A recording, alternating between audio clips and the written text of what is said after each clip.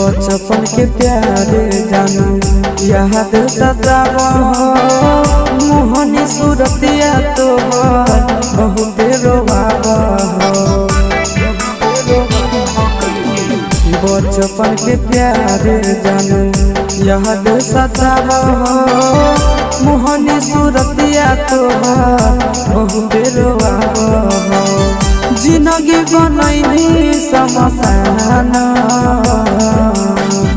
जिंदगी बनैनी समसान पगला पगला कहानी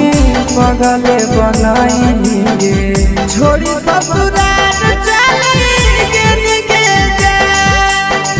पगला पगला कहानी पगले बनैनी छोड़ी ससुराल